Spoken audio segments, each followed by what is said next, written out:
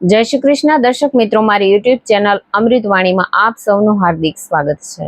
નવરાત્રીના બીજા દિવસે માતા બ્રહ્મચારિણીની પૂજા કરવામાં આવે છે. આજે આપણે આ વિડીયોમાં વ્રત, કથા, વિધિ અને તેના મહિમાનું શ્રવણ કરીશું.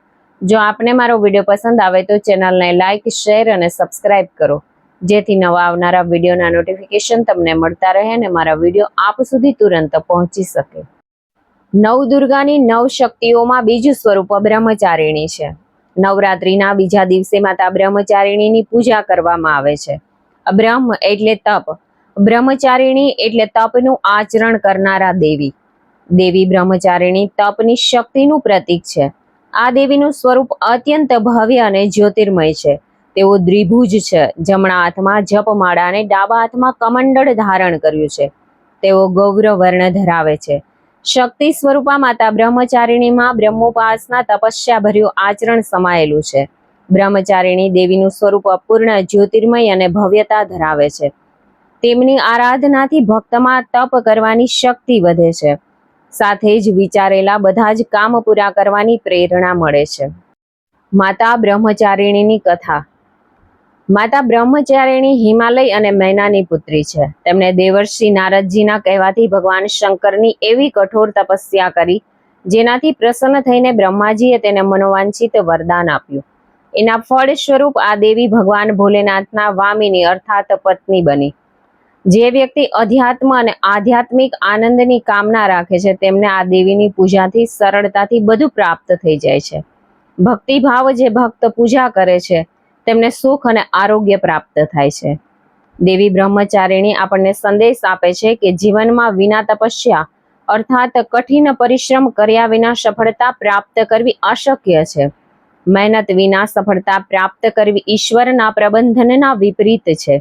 એટલે બ્રહ્મશક્તિ સમજવા તથા તપ કરવાની શક્તિનો હેતુ આ દિવસ શક્તિનું સ્મરણ કરવું. યોગ શાસ્ત્રમાં આ શક્તિ સ્વાધિષ્ઠાન ચક્રમાં સ્થિત હોય છે. એટલે સંપૂર્ણ ધ્યાન સ્વાધિષ્ઠાનમાં કરવાથી આ શક્તિ બળવાન થાય છે. બ્રહ્મચારિણી માતાના નામનો અર્થ.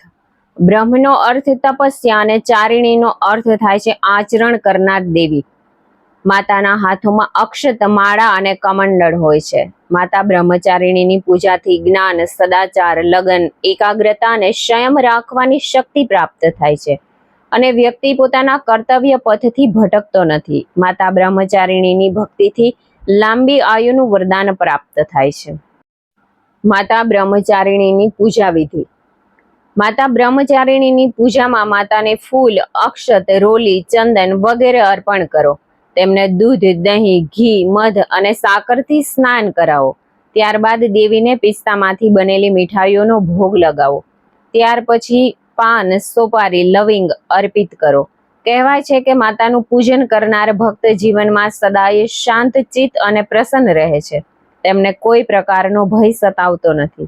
બીજા દિવસે માતા બ્રહ્મચારિણીને પ્રસન્ન કરવા માટે ઓમ એમ હ્રીમ ક્લીમ બ્રહ્મચારિણીએ નમઃ બીજ મંત્રનો જાપ કરવો જોઈએ.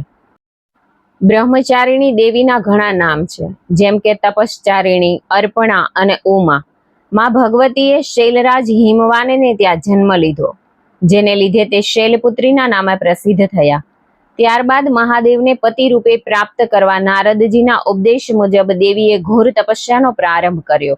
ઉનાળાની અતિશય ગરમીમાં માતા પાર્વતી દિવસ રાત અગ્નિની વચ્ચે બેસીને મંત્ર જાપ કરતા. વર્ષા ઋતુમાં તે પથ્થરની શિલા પર જ આસન લગાવીને નિરંતર જલધારાથી ભીના થતા રહેતા. શિયાળામાં દેવી નિરાહાર રહી આખી રાત ઠંડા જળમાં એક પગે ઊભા રહેતા અથવા બરફની શિલા પર બેસીને મંત્ર જાપ કરતા. દેવીએ પૂરા 3000 વર્ષ સુધી આવું આકૃત તપ કર્યું. તેના લીધે જ તે બ્રહ્મચારિણી અને તપશ્ચારિણી જેવા નામે પ્રસિદ્ધ થયા. માં બ્રહ્મચારિણીની પૂજા આરાધના કરવાથી ભક્તોને અનંત ફળ પ્રાપ્ત થાય છે. તપ, ત્યાગ, વૈરાગ્ય, સદાચાર અને સંયમની વૃદ્ધિ થાય છે. બ્રહ્મચારિણી માં પ્રત્યેની આસ્થાથી ભક્તનું મન કર્તવ્ય પથથી ભટકતું નથી અને સિદ્ધિ પ્રાપ્ત થાય છે. બ્રહ્મચારિણી માતાની આરાધના કરવાથી શરીરનું સ્વાસ્થ્ય સારું રહે છે, તેમજ રોગમાંથી છુટકારો મળે છે. જે વ્યક્તિ ભક્તિભાવ અને શ્રદ્ધાથી દુર્ગા પૂજાના બીજા દિવસે માતા બ્રહ્મચારિણીની પૂજા કરે છે તેમને સુખ આરોગ્યની પ્રાપ્તિ થાય છે અને મન પ્રસન્ન રહે છે. તેમને કોઈ પ્રકારનો ભય પણ સતાવતો નથી. સર્વત્ર સિદ્ધિ અને વિજયની પ્રાપ્તિ થાય છે તથા જીવનની અનેક સમસ્યાઓ તથા પરેશાનીઓનો નાશ થાય છે. નવરાત્રિના બીજા દિવસે સાધકનું મન સ્વાધિષ્ઠાન ચક્રમાં સ્થિત હોય છે. આ ચક્રમાં અવસ્થિત યોગી તેમની કૃપા અને ભક્તિ મેળવે છે. માતા બ્રહ્મચારિણીના દૈવીય સ્મરણ માટે આ મંત્રનો જાપ કરવામાં આવે છે. દધાના કરપદ્માભ્યામક્ષમાલા કમંડલુ દેવી પ્રસીદતુ મયી બ્રહ્મચારિણ્યનુતમા. મહામાયા યોગ શક્તિ પરાંબિકા તરીકે જેમની બ્રહ્મા, વિષ્ણુ અને મહેશ પણ પૂજા કરે છે, ત્યારે તંત્રશાસ્ત્રમાં પણ મહાશક્તિના યાગ અને તપસ્યા થકી અનંત સુખની પ્રાપ્તિ થવાનો ભક્તોનો અનુભવ છે. એટલે જ કહેવાયું છે કે હે જગન્મયી દેવી, આપ આ બ્રહ્માંડને ધારણ કરવા વાળા છો. આપનાથી જગતનું સર્જન થાય છે અને પાલન થાય છે અને કલ્પના અંતે વિલય થાય છે. જિજ્ઞાસુઓ માતાના અપરંપાર મહિમાને જાણવા માટે બ્રહ્માજી રચિત દેવી સ્તુતિમાંથી મહાશક્તિનો મહિમા જાણવા પ્રયત્ન કરતા રહે છે. જય માતાજી, જય માતા બ્રહ્મચારિણી.